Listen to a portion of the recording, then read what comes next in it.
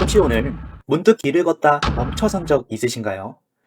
이유는 모르겠지만 가슴 한 구석이 꽉 막힌 것 같고 당장이라도 아주 오래전 그 좁은 골목길로 돌아가고 싶은 심정 말이에요.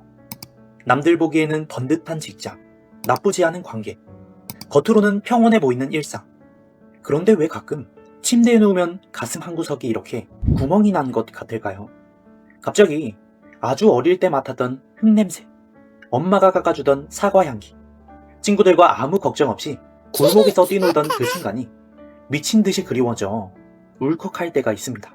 근데 그건 단순한 추억이 아닙니다. 우리의 뇌가 지금 여러분에게 비명을 지르고 있을 수 있습니다. 오늘은 우리의 진짜 얼굴을 찾는 시간을 가져보려고 합니다. 지금 당장 구독해주시고 잠깐만 집중해보세요. 듣다 보면 분명 공감하실 겁니다.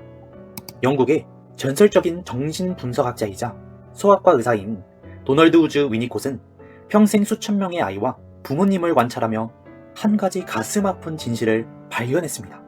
바로 가짜 자기라는 개념입니다. 아이는 본능적으로 엄마와 아빠의 기분을 살핍니다. 내가 울음을 그쳐야 부모님이 편안해지고 내가 착한 행동을 해야 부모님이 웃는다는 것을 아주 어릴 때부터 학습하는 거죠. 문제는 이 가짜 자기가 성인이 된 우리의 삶까지 지배하고 있다는 점입니다. 우리는 지금 부모님을 실망시키지 않기 위해 혹은 사회적 기준에 맞추기 위해 스스로 만든 정교한 감옥에 갇혀 있습니다.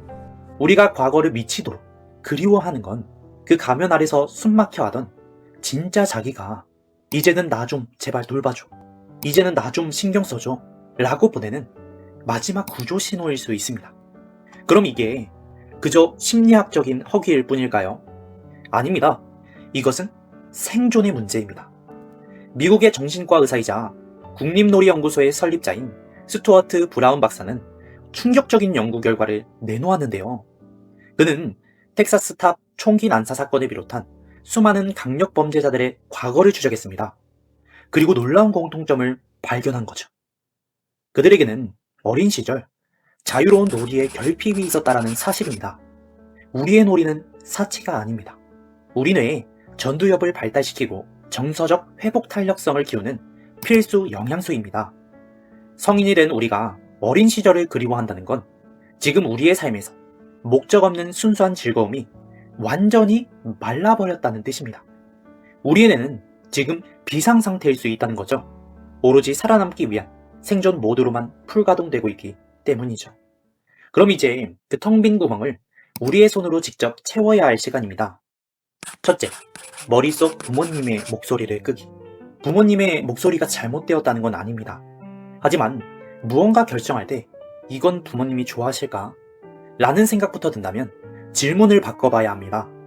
이거라면 8살에 나는 신이 날까? 라고 말이죠. 이렇게 해야 나 자신을 돌아볼 수 있는 시간을 갖게 됩니다. 둘째, 5분간의 시간을 허락하기.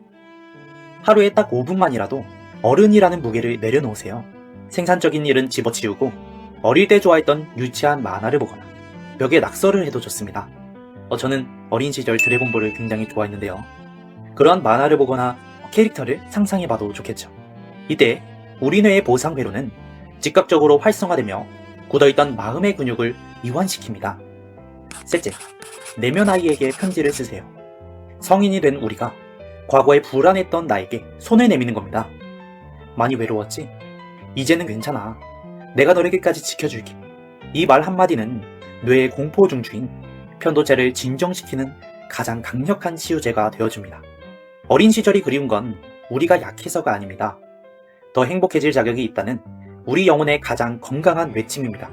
오늘 밤에는 부모님의 기대나 남들의 시선은 모두 잊고 오직 우리만을 위한 시간을 가져보는 건 어떨까요? 우리는 이미 충분히 잘해왔고 그 어린아이는 여전히 우리 안에서 우리를 뜨겁게 응원하고 있습니다. 오늘보다 내일 더 우리 자신을 진심으로 사랑하는 오늘 하루가 되길 바랍니다. 시청해주셔서 감사합니다.